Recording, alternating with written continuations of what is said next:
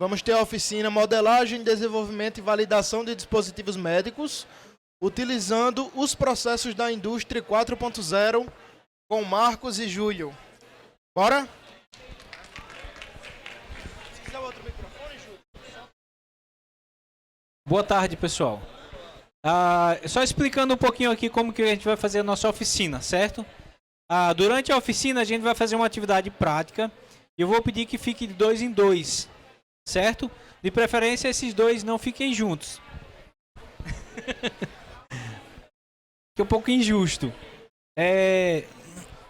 Pra gente fazer, é um exercício mental apenas, porque a gente vai falar um pouco aqui dos processos que a gente utiliza no desenvolvimento de dispositivos e sistemas lá no trabalho, como essa ênfase da parte médica, ela é muito presente por alguns projetos que a gente faz, entre outras coisas. A gente colocou na atividade esse pensamento ou essa tônica, né, para a gente pensar a respeito disso nesse caso específico. É uma situação hipotética, mas não sei se tem algum, fora o Dr. Yoshima, tem algum médico aqui mais? Não? Alguém que trabalha na área de saúde? Bolo não vale. Trabalha na saúde? Pronto. Só avisando que a situação que a gente vai colocar aqui é uma coisa para a gente exercitar apenas. Eu não entendo de medicina o bastante para... Vocês vão ver aqui. Mas vamos lá. Aqui é a sequência que a gente vai fazer. Dentro do processo todo, que tem uma linha de sequência até não linear, mas que tem elementos bastante discretos, vamos dizer assim, que a gente consegue identificar, a gente separou 3, que são a parte de modelagem, desenvolvimento e de validação, que são coisas que têm conceitos relacionados dentro dessa área de desenvolvimento desse tipo de projeto, desse tipo de sistema, que nos chama mais a atenção como diferenciação em relação aos outros projetos, como os projetos de software. Apresentar para vocês a composição da nossa empresa atualmente, né? Eu sou Marcos, sou mestre em sistemas de computação lá pelo FRN. O Maílson não está aqui, né? Engenheiro eletricista, trabalha com a gente na parte de projetos, está fazendo mestrado lá também no DIMAP. O Arthur é engenheiro mecânico, ele que gerencia a parte de produção lá com alguns produtos que a gente desenvolve. O Júlio, esse que está aqui do nosso lado, também está cursando engenharia elétrica, trabalha na parte comercial, mas também na parte de desenvolvimento conosco lá. E atualmente o estagiário de engenharia de computação é o Clifton, também não está aqui com a gente hoje. E para apresentar um pouco a empresa, quem não conhece, nós somos uma empresa que temos 7 anos de estrada. E desde o começo a gente baseou a nossa vamos dizer assim, o centro de pensamento da empresa na parte de projetos. A gente trabalha com a comercialização, tanto para pessoa física quanto pessoa jurídica, de itens para desenvolvimento de projetos de hardware. Também dá capacitação nessa parte de desenvolvimento de hardware e algumas coisas relacionadas à parte educacional também, que é um braço também da empresa, mas o núcleo central por onde convergem todas as coisas, é realmente os projetos. São várias partes da empresa, mas elas trabalham em conjunto. Então, quando a gente vai desenvolver alguma coisa, a própria parte comercial facilita a aquisição de componentes. Mas nossos clientes perguntam muito sobre a adequação de peças e componentes para os seus projetos. O trabalho nos projetos ajuda a gente a dar essa orientação e essa consultoria. Os cursos e treinamentos que a gente dá, eles têm muito da nossa experiência e tem muito bizu do que a gente faz e dessa parte que eu vou falar um pouco hoje aqui. Então elas se entrelaçam de uma forma bastante interessante para a gente, né? Vamos lá. Vou contextualizar um pouco vocês aqui em relação à questão dos projetos desse tipo aqui que a gente desenvolve, certo? Existe uma diferença básica que está relacionada com a complexidade desse tipo de projeto. Eu estou falando aqui de projetos de hardware e software. basicamente software embarcado, mas também pode ter softwares web que fazem trabalho recebendo dados a partir de API, etc. Mas isso não torna muito mais fácil o trabalho, apenas aumenta a complexidade, porque existe um ponto de integração dos tipos de desenvolvimento que são diferentes e que é um ponto bastante crítico no processo, certo? Então, nesse contexto de trabalhar com desenvolvimento de hardware e software, principalmente software embarcado, a gente tem a gente sempre percebeu que a gente sempre duvida dessa complexidade. A gente realmente tende a ser bastante simplista, achando que a solução mais simples é a ideal. E não é. Pelo menos na maior parte das vezes, né? O resultado desse pecado, vamos dizer assim, desse erro, é sair alguma coisa que ou foi mal pensada na origem, ou que foi mal elaborada, ou que não foi analiticamente, vamos dizer assim, destrinchada a partir do contexto do cliente, ou dos requisitos, ou das coisas que eles queriam passar para a gente, ou até não conseguiram falar, e que não tinham a adequação correta ou não chegavam ao fim, certo? Então, a análise é essa parte que nos mostra que todo projeto assim ele é complexo em seu nível, né? E requer essa atenção em seus aspectos específicos. Aliás, uma das grandes dificuldades é isso, é porque geralmente, e principalmente nessa área que se relaciona com saúde, os projetos eles têm muitas especificidades e que se diferencia de uma solução genérica. Diferenciar também o conceito aqui, que eu posso estar misturando em alguns momentos, que uma coisa é um projeto e uma coisa é um produto.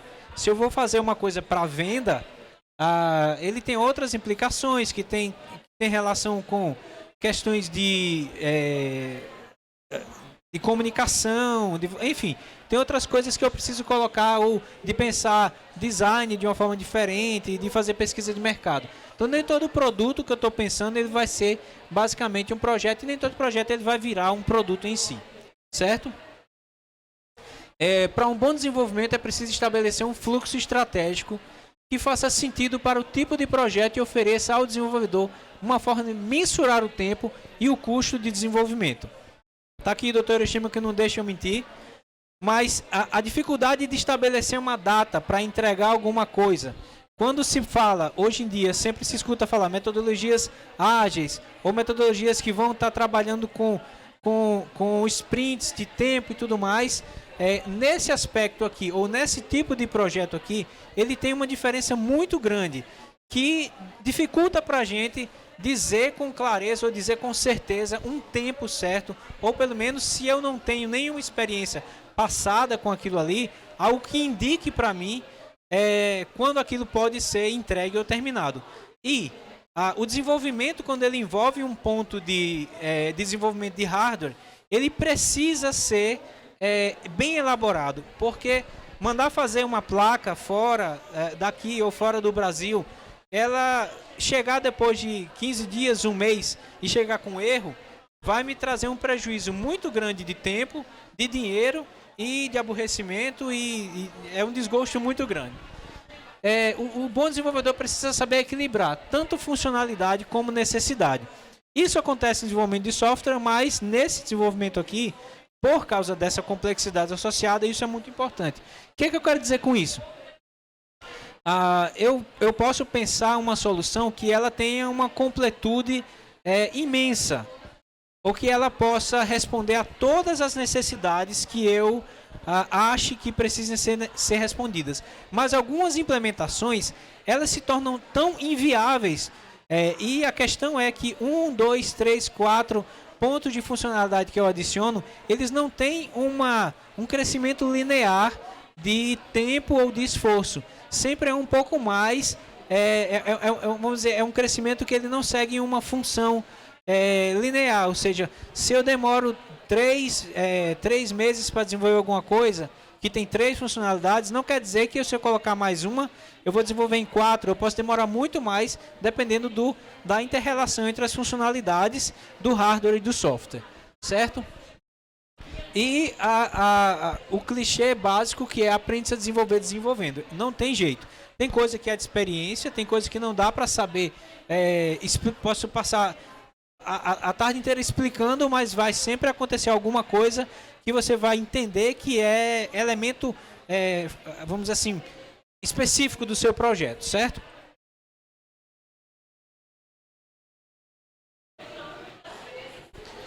Então, e outro clichê também que é bastante interessante e se encaixa muito bem nisso é esse aqui. Para quem não sabe para onde vai, qualquer lugar é destino. Eu preciso de alguma forma fechar, especificar, vamos dizer assim, enclausurar aquela minha definição de projeto para que eu saiba quando ele terminou. Acontece muito assim, tem muita gente que chega para pedir projeto e a gente diz, olha, o projeto vai ter isso, isso e isso. Se a gente não percebe que a pessoa não está dizendo tudo o que ela quer, quando terminar ela vai dizer, mas eu estava pensando em fazer isso assim também. Aí a placa já está pronta, já está tudo soldado, já o case já está feito, já está impresso, já está tudo amarrado, o software já está todo desenvolvido. E agora? É outro projeto. Não é a mesma coisa, não é só pendurar alguma coisa ali no software e no hardware. Então eu tenho que realmente fechar essa ideia. E outra coisa, uma coisa que a gente percebeu durante esse tempo é exatamente isso. Os produtos, eles são feitos para clientes que muitas vezes sabem onde querem chegar, mas não sabem como. Essa visão que o desenvolvedor tem. E os projetos são feitos por desenvolvedores que muitas vezes sabem como chegar, mas não sabem onde. Onde, né? Tá dentro daquela frase lá de cima. Vamos lá. Pensando em indústria 4.0, modelagem, desenvolvimento e validação. Agora eu vou entrar nos conceitos que a gente vai trabalhar aqui na prática, certo? Isso pode variar de acordo com estudioso para estudioso, mas basicamente a forma como cada tipo de revolução industrial trabalhou a evolução é que é importante você entender aqui. Então, quem já foi em algum museu que tem aquelas máquinas a vapor que faziam o ciclo inteiro da fábrica funcionar, sabe como aquilo agilizou processos. Mas isso é século XVIII, eu estou falando aqui. Quando a eletricidade chegou e a ênfase na linha de montagem e a produção em massa ela começou a dar outra tônica para a produção industrial, a gente chegou nessa segunda revolução aqui. Quando a gente começou a trabalhar a parte do uso da TI e das tecnologias da informação, automatização dos computadores, que se tornaram muito mais acessíveis já há um tempo atrás, eu já estou falando do século XX. Agora a gente está vendo uma época em que a comunicação de informações e de conhecimento ela é muito mais fácil, ela circula muito mais fácil entre todos nós. Então, o uso de inteligência, o uso dos dados, o uso a ubiquidade, internet das coisas, sistemas cyberfísicos, as manufaturas aditivas, subtrativas, impressão 3D, CNC. É muito mais fácil você criar alguma coisa e você ter hoje em dia uma impressora em casa para fazer, por exemplo, um objeto que você queira desenvolver para a sua casa. Você modela, baixa um modelo, é muito mais fácil. Então, é aqui que eu falo, é aqui que eu estou trabalhando esse tipo de prática ou esse tipo de projeto. O projeto era diferente aqui, o projeto é diferente aqui e os projetos são diferentes ali. Porque existe muito mais custo e tempo empreendido ali e aqui existe uma ênfase diferente. É aqui que a gente trabalha, certo? Então, indústria 4.0 é tudo isso que eu falei. E essa nuvem mostra um pouquinho do exemplo disso aí. Então, a internet, o acesso à comunicação, o acesso a informações, você pode baixar no YouTube como fazer as coisas, como você mesmo cria hoje seus sites, você conserta seu computador, as crianças aprendem a fazer. Eu vejo criança pedindo para o pai comprar aquele Borax na internet lá para, não lembro como que se chama lá, para fazer aquelas massinhas lá com cola. Digo, caramba, no meu tempo isso era totalmente impensado. Mas hoje em dia é possível porque eu tenho acesso às informações de uma forma muito mais fácil. Inclusive para crianças também, né? Então vamos lá. Um ente bastante ilustrativo desse período é a impressora 3D. Que hoje em dia você sabe pode imprimir uma infinidade de coisas com uma infinidade de materiais e que usa bastante daquilo ali. Tem engenharia, tem matemática, tem TI, tem materiais, tem química, tem física, termodinâmica, nem sei dizer tanta coisa que tem aqui. Design, né, Yuri? Então, ele é um ente bastante interessante para isso, inclusive nessa área aqui de desenvolvimento, por exemplo, de impressão de órgãos, né? Então o Hiroshima corre aí para fazer uma impressora de rim para mim, que eu posso precisar um dia ainda, né? Eu sou transplantado renal, então eu sei o que eu estou falando. O uso para modelagem, o uso para você ter visualizações diferenciadas daquilo que você vai trabalhar. Então tem uma infinidade de possibilidades aí. A impressora 3D ela é bastante interessante nisso aí. Então, vocês entendem que o processo de criação e implementação daquilo, ele tem um tempo diferente, ele pode ser iterativo. Ah, não gostei, não ficou bom, faz de novo. Ah, quero mudar isso aqui, faz novamente. Você vai fazendo até chegar no modelo que você deseja, sem precisar ter muita coisa de dificuldade, né? Então, existem duas coisas importantes nisso aí, que para a tarefa que a gente vai fazer, vai ser importante vocês lembrarem. A gente está falando em um projeto em que ele chama muito para um movimento contrário. Então, eu lembro que um dia eu fui com meu pai para um ortopedista e ele estava com um problema no quadril. E ele me encaminhou para um ortopedista que tratava do quadril, porque ele só tratava do joelho. É muito específico isso. E aí a gente está caminhando agora para um projeto aqui, ou está andando aqui no projeto, ou está trabalhando com um projeto que, na verdade, eu preciso de ter um conhecimento muito amplo e muito variado. E aí eu estou fazendo um caminho contrário. Em vez de eu ir para o específico, eu tenho que ter essa abrangência de conhecimentos. Não dá para saber de tudo, claro, mas eu preciso ter vou saber onde eu vou procurar essas informações para agregar no projeto de desenvolvimento, certo? Então, nenhum projeto desse tipo vai se apoiar sobre um único tipo de conhecimento. A gente trabalha lá desenvolvendo hardware. Aí vem um projeto de escola, vem um projeto de hospital, vem um projeto de fábrica de coxinha, vem um projeto de sei mais o que lá, de coisa de agricultura, um outro chegou essa semana lá. Então é assim, é sempre uma coisa muito, muito ampla. E aí duas coisas interessantes, né? Existem elementos que adicionam, vamos dizer assim, dificuldades a isso aí. Se eu estiver falando besteira, você me corrige, Mônica. Os sistemas em tempo real, eles precisam de prazos de resposta, né? Cumprir prazo de resposta. Não necessariamente são sistemas que são muito rápidos, mas eles precisam cumprir prazos. Como, por exemplo, as TVs digitais. Eles ficam entregando os pacotes de streaming de vídeo e lá no meio das tantas acontece isso aqui, né? Todo dia você vê isso na televisão. É um sistema de tempo real? É. Mas você vai morrer se isso acontecer? Não. Já os sistemas críticos, eles, quando falham, eles podem causar dano. É diferente. É como, por exemplo, você ter um sistema de navegação. O Júlio falou do exemplo ainda agora ali também, de um sistema, por exemplo, a máquina de hemodiálise. É um sistema crítico, de tempo real também. Mas isso aqui, se ele parar, ele vai causar um problema mais sério, né? E existem sistemas que juntam as duas coisas. Por exemplo, uma cirurgia feita à distância. Ele está transitando dados, ele tem que entregar pacotes com uma rapidez muito grande e no tempo certo, para que a resposta ali das mãos ele seja adequada. Se acontecer de ele não entregar os pacotes em tempo certo, só Deus sabe, dependendo da situação, o que pode acontecer. Então, ele pode juntar as duas questões. A gente, em tempo todo, trabalha com os projetos com alguma coisa assim, certo? Vamos lá. A gente vai fazer uma prática agora. Eu vou pedir que, de 2 em 2, vocês peguem o celular, certo? Juntem 2 em 2 aí. O Júlio vai entregar um papel para cada um, para vocês fazerem anotações, escreverem, falarem da ideia de vocês, tá certo? E baixa esse PDFzinho aqui com a situação que eu descrevi lá, certo? Tchau.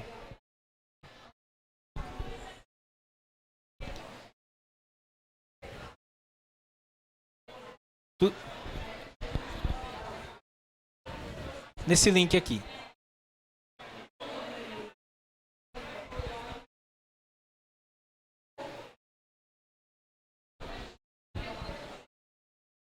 leiam o que está escrito, vejam as informações, vejam as entrelinhas.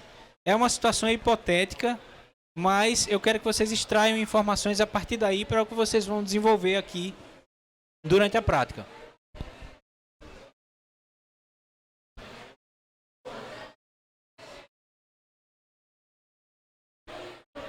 Já? Alguém tem uma caneta que empreste? Oi? Isso. Você vai descrever um projeto ou uma ideia de projeto, uma solução para esse problema aí. Mas calma. Só lê isso aí.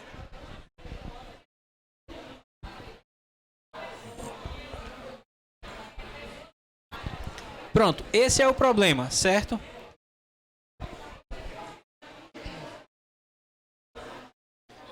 Todo mundo já leu, entendeu?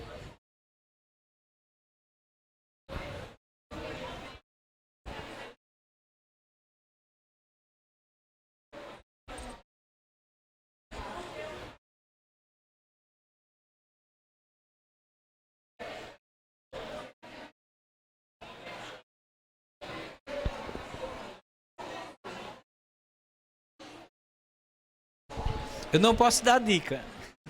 Aí está descrito o problema, certo? Vocês podem fazer pergunta daqui a pouco. Eu vou orientar aqui a... Só me dá a oração, por favor. Ah, tá perfeito. Vamos lá. Agora, preste atenção aqui, certo?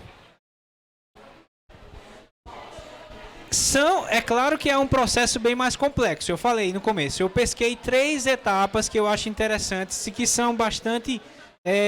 vamos dizer assim, relevantes nesse processo. Uma delas é a modelagem. Eu não estou falando aqui de fazer um modelo nesse sentido de criar alguma coisa já. Eu estou falando de você adquirir conhecimento a respeito do problema para você poder ter dados e informações necessárias para desenhar uma solução, para modelar uma solução, certo?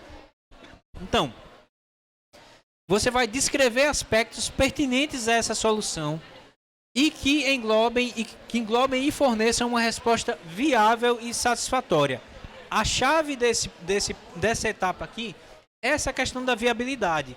Porque eu posso pensar muitas soluções, mas se é factível ou se dá tempo de fazer para aquela situação, aí é outro problema, fica a seu critério. Ah, tá parecendo uma coisa difícil. É difícil sim. A gente lida com isso todo dia e sabe que não é fácil pensar soluções para qualquer tipo de coisa. E quando se relaciona à saúde também tem a sua complexidade específica. Certo? Mas eu preciso responder de forma minimamente satisfatória. Senão não tem para que eu estar inventando de fazer aquilo, certo? De uma forma bem genérica, a gente pode tentar responder as seguintes perguntas.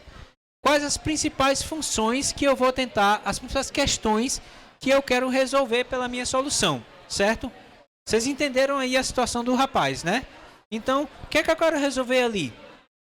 Né? Vocês podem escrever no papel aí o que é que vocês acham em que âmbito essa solução vai atuar.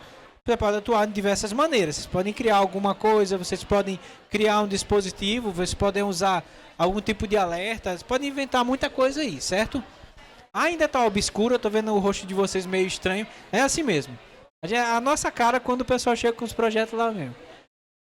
Quem é essa pessoa que vai usar a minha solução? É importante conhecer esse indivíduo, porque quem vai usar e quem vai, vamos dizer assim, chancelar aquela solução é aquela pessoa.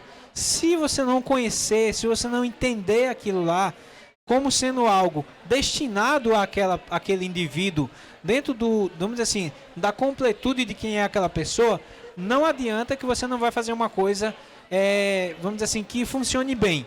Porque cada pessoa, ou cada grupo de pessoa, ou cada persona tem suas questões diferentes, certo? Então, em qual ambiente também essa solução vai ser usada? As características que não são relacionadas à função, mas que são importantes também para o projeto. Vou dar uma dica, por exemplo. Nesse caso aí pode ser somente um vestível, certo? Ou pode ser algo que esteja relacionado com o ambiente. ou pode ser um dispositivo. Como isso vai funcionar e onde vai ficar, isso aqui influencia, o ambiente influencia. E tentar escrever em forma de resumo, tentar ser o máximo possível autocontido, uma justificativa, uma proposta e uma vantagem. Vocês já conseguem fazer isso? Então, tempo. 2 minutos.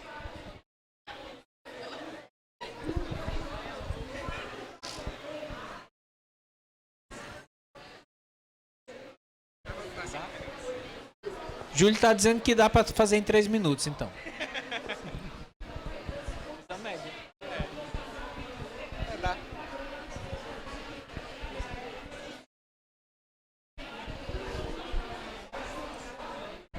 Tem 2 soluções, Hiroshima ali. Já?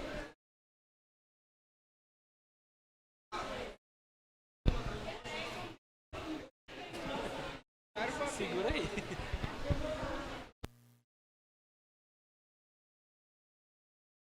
Já já a gente quebra ela.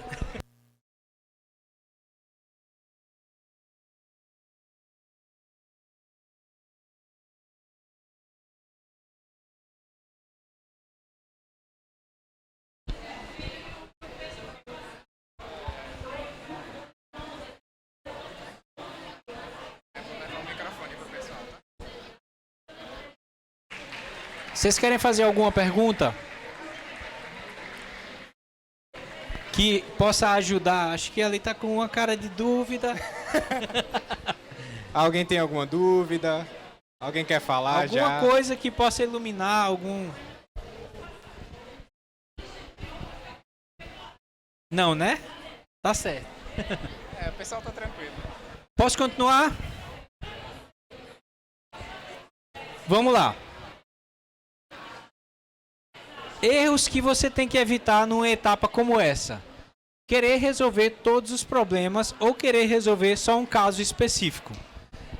Todas as vezes que aparece um problema e a gente tem que resolver com a solução de hardware e software embarcado, sempre aparece alguém querendo dar a dica de dizer assim, não, mas e se a gente fizesse assim, porque no caso de outra pessoa, olha, não dá para salvar toda a humanidade e também não dá para escolher uma pessoa só, ou um caso específico. Já aconteceu, por exemplo, a gente estava desenvolvendo um dos primeiros projetos que a gente fez, e um menino perguntou assim, um dos meninos que trabalhava com a gente fez assim,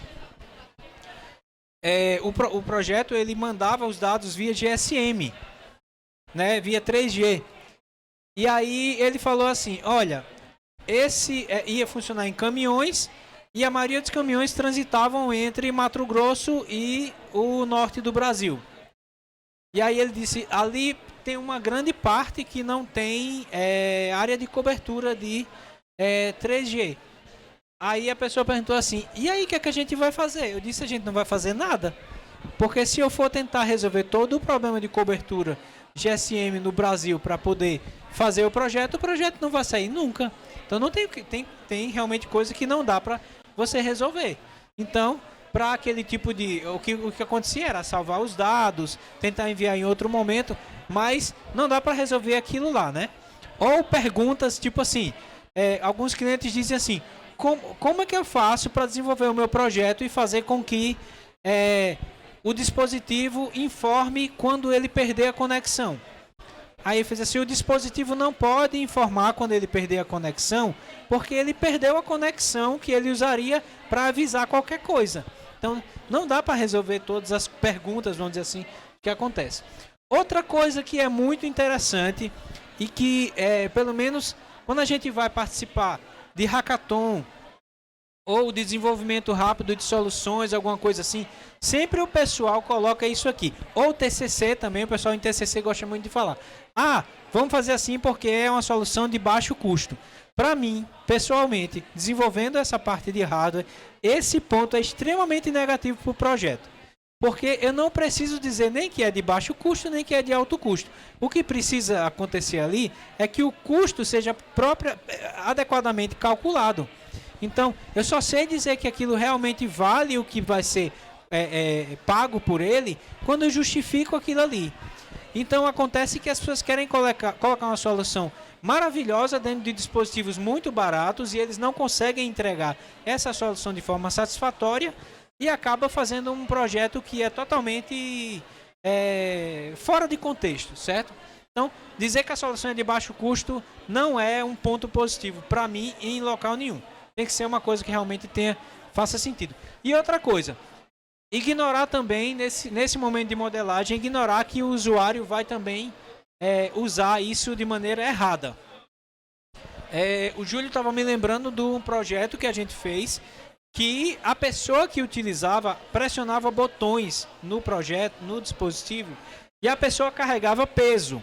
Então eram pessoas que tinham o hábito de quando eles pegavam alguma coisa, não podia ser uma coisa muito frágil. E aí a gente fez todo o enclausuramento, todo o case do projeto, do jeito que você podia jogar no chão, não tinha problema. Aí a pessoa que instalou o dispositivo, instalou com uma parte de metal parafusada, na hora que a pessoa foi apertar, ele quebrou o metal.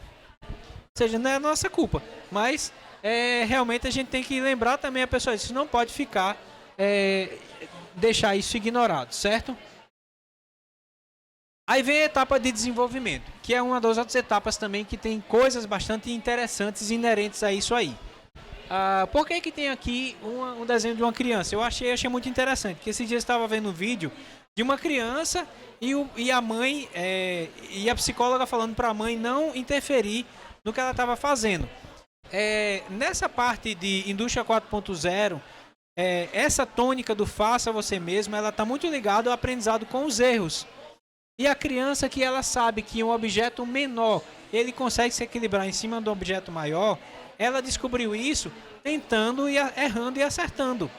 Então é numa fase em que ela está trabalhando uma parte de desenvolvimento cognitivo e tudo mais. Isso na parte de robótica educacional se trabalha muito, mas a gente no desenvolvimento usa isso.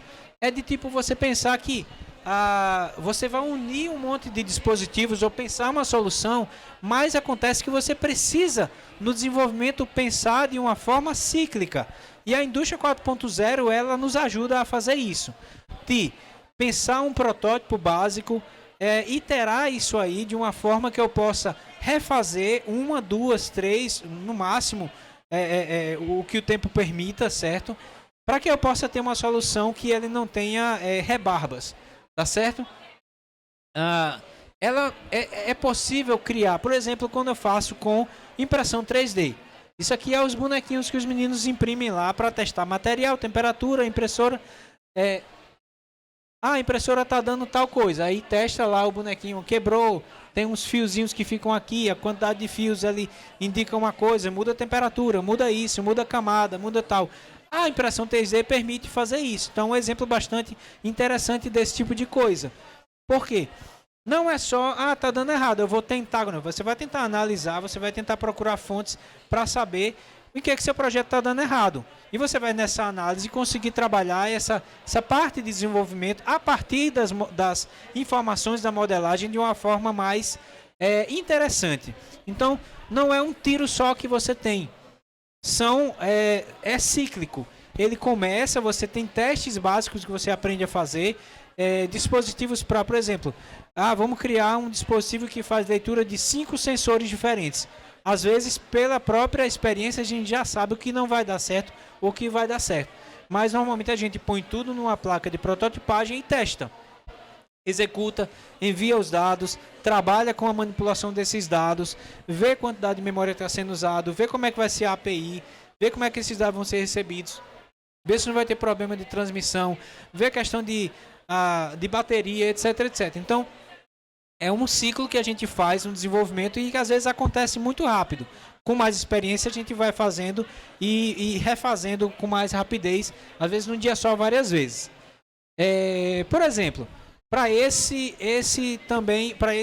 sisteminha que vocês estão criando, soluções de dispositivos que eu posso utilizar se eu for trabalhar com a medição de temperatura, né? A escolha do que eu vou utilizar, ele vai depender diretamente da abordagem que eu quero fazer. Vou criar um dispositivo, vou criar um vestível, vou criar uma sala que permita isso aí.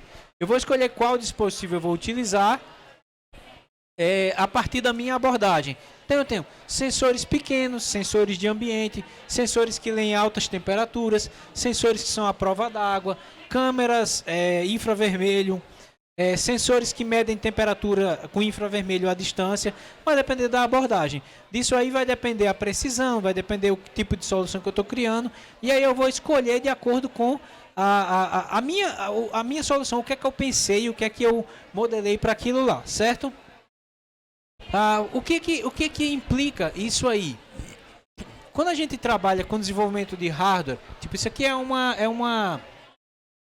local onde eles fazem o processo de produção de placa de circuito impresso.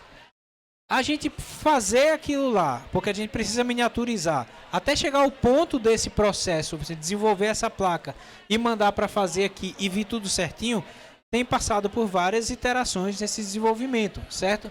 Porque a diferença de trabalhar com software puro é que se você vai programar uma coisa, você vai errou, tá errado. Ajeita aí e compila novamente.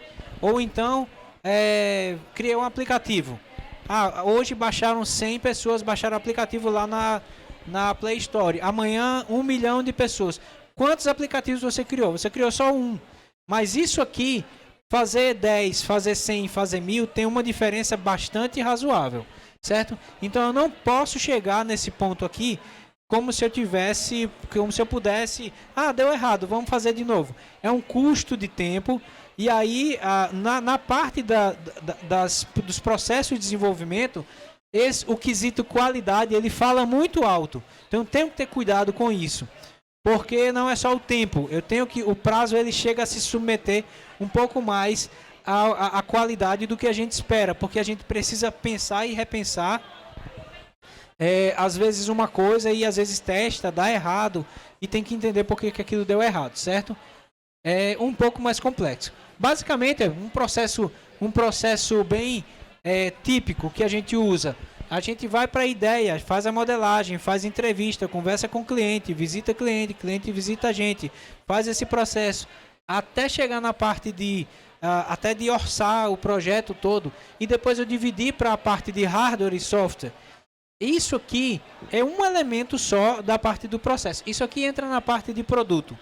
Depois eu vou ter testes, e essa parte aqui também, que tem essa junção aqui do hardware e do software, se as equipes não estão integradas, para que esse ponto de integração ele seja bem firmado, o problema é muito mais complicado, certo? Então, não é correr com tudo ou fazer tudo mais rápido, é realmente a gente ter o cuidado de fazer as coisas e fazer essas iterações para conseguir alcançar o objetivo que a gente quer, ok?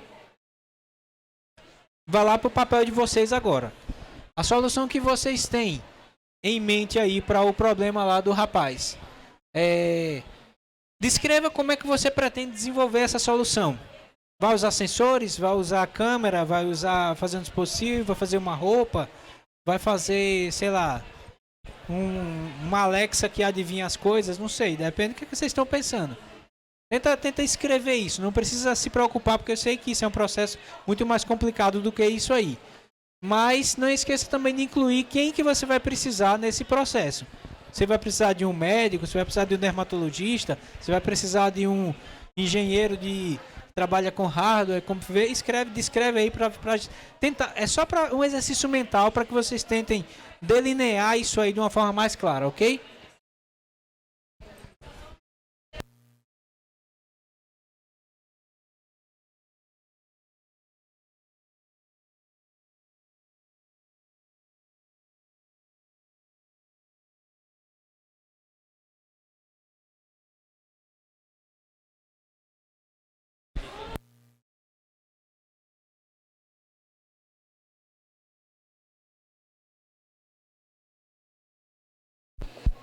Vamos lá, pessoal, uns 3 minutinhos aí para vocês desenvolverem mais as ideias de vocês.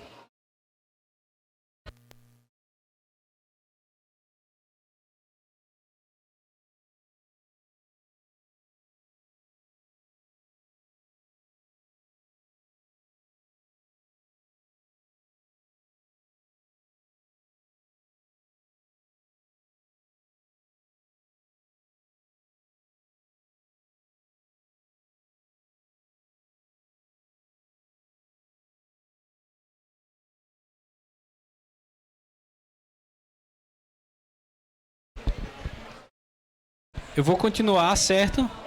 E aí vocês podem ir anotando, vão tentando prestar atenção aqui para dar tempo da gente terminar. Ok? Pronto. Agora um ponto bastante interessante dessa história, que é um processo que a gente chama lá de... É uma etapa do processo que a gente chama de validação. Então, principalmente quando a gente desenvolve produtos, às vezes produtos educacionais, a gente chama os professores e pede para eles utilizarem.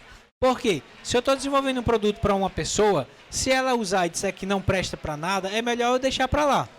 Porque é a melhor forma e, como eu estou dizendo, no mundo das ideias, toda ideia é interessante. Às vezes a gente vai dormir, nossa, tive uma ideia fantástica, vai ser uma coisa maravilhosa. Mas, no mundo real, existe uma régua que define diretamente o sucesso ou o fracasso da minha ideia, que é a pessoa que vai utilizar, certo? Se ela vê que não serve para nada e essa régua está na mão do usuário. Certo? Se eu vou desenvolver e eu não converso com a pessoa que vai utilizar ou com o grupo de pessoas de alguma forma, tudo fica mais complicado para mim no final, certo? Como que você define inovação? Alguém quer falar? Não, eu quero que alguém fale mesmo. Professor Itami, fala aí.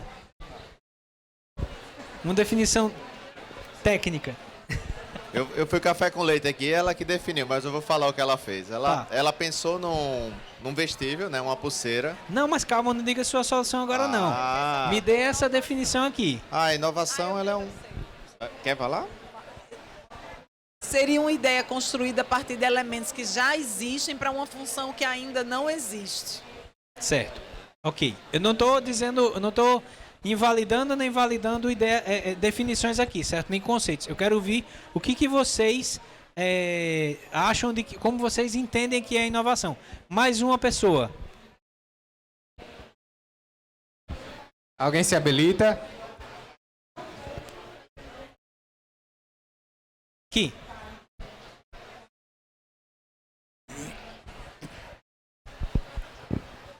Opa! Inovação é qualquer processo que sobreponha a um pré-existente a ponto de evolução de qualquer problema e desafios que existiam antes. Assim, ele propõe uma solução e o outro projeto que previamente foi criado não tenha o resultado que ele queria. Então, a inovação seria um passo à frente daquele pré-existente anteriormente. Ótimo. Pronto. Guardem cada um de vocês na mente aí para comparar com o que eu vou falar aqui, certo? Estou dizendo que a ideia está errada. Eu estou dando uma ênfase diferente para a descrição dessa ideia. Para entender esse processo de validação, eu tiraria a definição de inovação das características de um produto ou serviço e colocaria num processo sistematizado de desenvolvimento. Por quê? Porque é muito mais fácil, é muito mais interessante lidar com esse conceito sem eu ficar preso em modelos pré-existentes quando eu faço realmente esse trabalho de ir e voltar na minha ideia e até dou tempo para a ideia amadurecer e fazer a coisa funcionar melhor. O que é que eu quero dizer com isso? Era basicamente aquela figurinha que tinha antes. É basicamente o que a gente está fazendo no processo de desenvolvimento. Se você pensar em inovação em forma de processo e que você vai trabalhar uma solução para algo que é um problema que não foi resolvido ainda, você vai estar inovando, se você olhar dessa forma a inovação. Não se prendendo ao que muitas vezes, e eu critico muitas vezes em muitas palestras e cursos que eu falo, é a forma que se entende os conceitos. Às vezes a gente escuta tanto falar e os conceitos flutuam tanto na nossa frente que acontecem erros de conceitualização mesmo das coisas. O que é que eu quero dizer com isso? Num processo sistematizado, se eu entender a inovação ou essa validação como inovação, como um processo sistematizado que não vai prescindir dos elementos constituintes de uma ideia, do que ele falou, eu preciso ter, como ela falou, aliás, eu preciso ter realmente as coisas como uma biblioteca na minha mente. Eu vi que quando vocês viram os sensores, a coisa melhorou um pouquinho, né? Porque quando eu não conheço, eu não consigo sair procurando por aí de forma mais fácil. Ou quando eu não trabalho o processo criativo, seja de forma proativa ou não. A gente tem lá na empresa uma brincadeira que a gente faz para ter ideias, que já aconteceu de um professor chegar lá com um problema, e aí a gente fez a brincadeira com ele. Lembra daquele que estava lá no... E aí a gente fez a brincadeira lá do joguinho com ele, e é um jogo que tira completamente a mente da pessoa daquele ponto de referência de onde ela tá. E ele não disse nada pra gente, ele só parou e fez assim: não, eu já sei o que eu vou fazer. Tipo, era uma coisa totalmente fora do que ele estava pensando em fazer. Aí ele foi dizendo, escrevendo a ideia dele, que não tinha nada a ver com o que a gente estava fazendo na brincadeira. Por incrível que pareça. Mas parece que a mente dele virou pelo avesso, assim. E é de uma forma proativa, vamos assim dizer, exercitar a criatividade. E que não prescinde principalmente da participação conclusiva do usuário final. Então eu estou pensando aqui em inovação, nesse processo de validação, como um processo, não como uma característica. Muitas vezes acontece de eu amarrar o conceito em, por exemplo, em inovação, nessas quebras de paradigmas de mercado. Os táxis, agora é tudo Uber.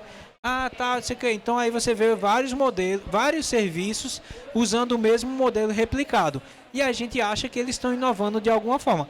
Não vou dizer que estão, nem vou dizer que não estão. Eu vou deixar o questionamento para vocês entenderem que você pode pensar, você pode sair dessa linha de validação e num processo específico de desenvolvimento lá, para o rapazinho lá, por exemplo, você vai precisar sair, porque você não tem um produto parecido que você queira, vamos dizer assim, ou pelo menos eu não conheço, que você queira se inspirar, certo? Por exemplo, o que é que eu falo quando é conceitual? Vamos lá. Não é uma tarefa pontual, ou seja, não é olhar um modelo e replicar. É um processo que se relaciona forte com esse processo de validação. Validação se relaciona forte com essa inovação quando esta é vista como processo, não como característica, como eu estava explicando. Tá aqui. O senhorzinho lá do Mato Grosso inventa uma prótese de mogno para trabalhar em sítio. Inovou, pensou algo novo, criou algo novo, mas aí o problema para mim tá em a gente ler isso aqui e às vezes não questionar as palavras. Do mesmo jeito, eu tomo como esse exemplo os outros modelos de criação de soluções e que se diz, isso é uma coisa, uma invenção, uma inovação, mas tipo assim, para mim o erro tá aqui. Você acha que esse senhor nunca assistiu um filme de pirata na vida dele para dizer que ele que inventou isso aqui? Ele nunca viu isso aqui para dizer que... Não estou tirando o mérito do senhorzinho, pelo amor de Deus. Nem conheço. Mas eu estou dizendo no uso das palavras e como muitas vezes a gente absorve os conceitos de inovação e não questiona e às vezes fica preso dentro do mesmo ciclo sem ter... sem quebrar esse modelo assim, sem de uma forma mais criativa quebrar para encontrar outras soluções. Certo? Então, como é que você pretende, por exemplo, testar isso com ou sem a presença do usuário, da sua solução aí, da prática que você está fazendo? Imagine perguntas que você vai fazer para ele, imagine coisas que você tem que questioná-lo a respeito disso. Tenha em mente também que o retrabalho custa muito caro, então quanto mais informações você extrair daquela pessoa ou daquela situação, melhor, certo? 2 minutos. Escreva alguma coisa aí.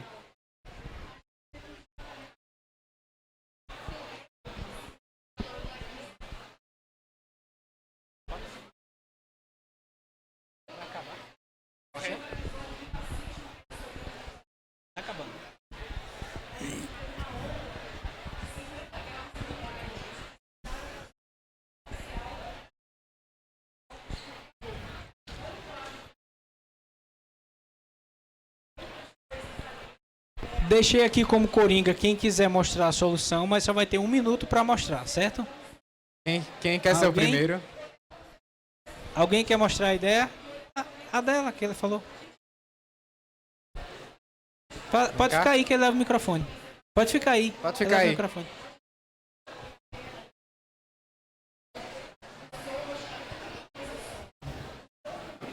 Boa tarde. A gente pensou em colocar uma câmera infravermelha num tripé que pegasse o ambiente de trabalho dele. E aí ele conseguiria ver por meio de um monitor ou mesmo do telefone, fazendo adaptação, onde está quente e onde ele pode tocar. E aí resolveria o problema dele de queimar a mão, porque ele estaria vendo não seria muito caro e daria para fazer. Nós pensamos em um engenheiro para botar realmente em prática, planejar direitinho, e num dermatologista para ver se futuramente irá causar possíveis danos a ele.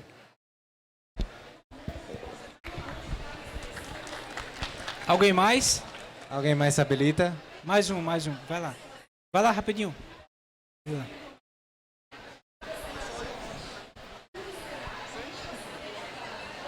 Olá, boa tarde. Pensamos desde um princípio do eletrocardiograma, né, de captar as ondas sensoriais do cérebro, por meio da medula, né, em si, e criar um software para fazer essa conversão dessas ondas sensoriais para a linguagem binária e usar uma luva. Né, uma luva que ela tenha um material é isso, um termo para ela não absorver calor. Sim. E que também fosse embutido a toda a parte metal. Pensar algo metal também que menos absorve calor para ter a questão da movimentação. Sim. Então terão os fios condutores de fato para sinalizar a questão do elétron, os pensamentos e fazer com que as mãos deles se movimentassem. Para eles mesmos poderem continuar a ter e proteger contra o calor. Entendi. Pronto. Só para exemplificar, duas abordagens. Uma que é bem fácil de implementar, porque tudo que é feito com câmera, tem câmera aparecendo todo o tempo, nova, e é processamento, é computador, pequenos computadores, e outra que dá liberdade de espaço, porque ele não está restrito àquele espaço. Consegue perceber aquilo que eu falei? O uso, a escolha que eu faço da abordagem, ela vai... Então, não consigo resolver todos os problemas, mas o que seria o ideal, o que seria o melhor, né? Bom, não sei se dá tempo para alguma pergunta, mas está no tempo, né? Uma pergunta. Alguém quer alguma pergunta?